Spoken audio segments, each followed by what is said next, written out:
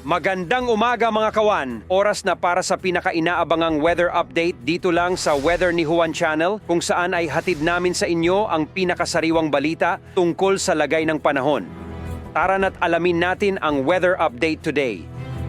Magandang umaga po sa ating lahat. Narito ang ating update kaugnay sa magiging lagay ng panahon ngayong araw ng Miyerkules, December 27, 2023.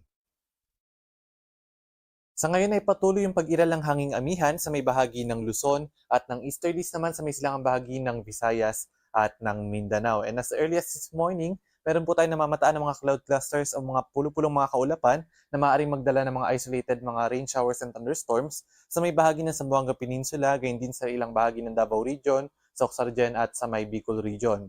Ito pong mga pag-ulan na dulot nitong mga pulupulong mga kaulapan na ito ay mga isolated rain showers and thunderstorms lamang at hindi natin inaasahan na magtatagal ng buong maghapon. And so far, wala pa rin tayo namamataan na low pressure area sa loob at labas ng ating Philippine Area of Responsibility. Mababa pa rin yung tsansa na magkaroon tayo ng bagyo within the next 3 days. At para naman sa magiging lagay ng panahon sa Kalakhang Luzon ngayong araw, inaasahan natin ang generally mga ulap na kalangitan at mga pag-ulan sa may bahagi ng Cagayan Valley, gayon din sa may Apayao, Kalinga, Aurora at sa may Quezon province.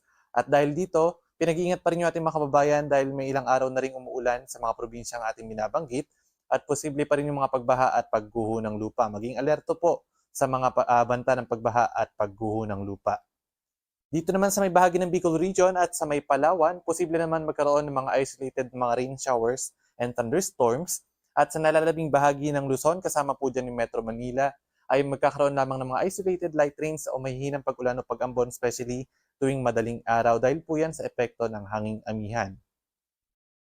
Ang agwat ng temperatura sa may lawag na 24 to 32 degrees Celsius, sa may Tuguegarao ay 21 to 28, dito naman sa may Baguio City ay 16 to 23, Metro Manila 24 to 30, sa may Tagaytay 22 to 28, sa may Legazpi ay 24 to 31 at dito naman sa may Puerto Princesa at sa may Calayan Islands ay nasa 26 to 31 degrees Celsius.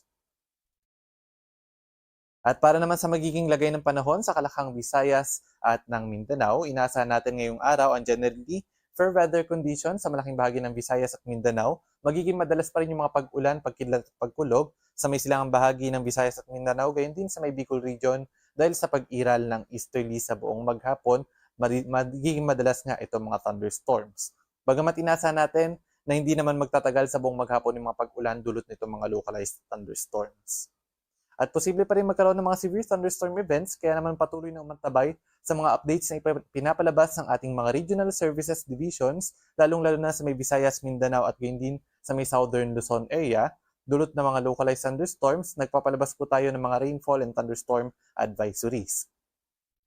Agwat ng temperatura sa may Iloilo ay nasa 26 to 31 degrees Celsius, sa may Metro Cebu at Tacloban ay nasa 25 to 31 degrees Celsius, dito naman sa may Cagayan de Oro ay 24 to 30, Metro Davao ay nasa 25 to 32 degrees Celsius, at sa may bahagi ng Zamboanga City ay nasa 25 to 33 degrees Celsius.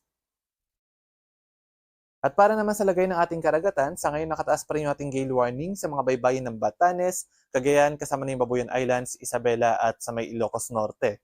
Bagamat sa nakikita natin sa ngayon ay bahagyang umihina yung epekto ng hanging amihan, kaya naman unti-unti ring bumababa yung mga pag-alon na nararanasan. Ngunit delikado pa rin pumalaot sa mga baybayin na ating nabanggit, kaya hanggat maaari ay huwag mo nang pumalaot yung ating mga kababayang mangingisda at may maliliit na sasakyang pandagat. At gayon din pinag-iingat yung mga kababayan nating papalaot sa lahat ng baybayin ng Luzon, gayon din sa may silangang baybayin ng Visayas at ng Mindanao, dahil posible pa rin makaranas ng katamtaman hanggang sa matataas ng mga pag-alon, dulot yan ng hanging amihan dito sa may Luzon at ng easterly sa may Visayas at sa may Mindanao. At ang ating sunrise ay ganap na 6:19 ng umaga at lulubog naman ang haring araw ng 5:35 ng gabi.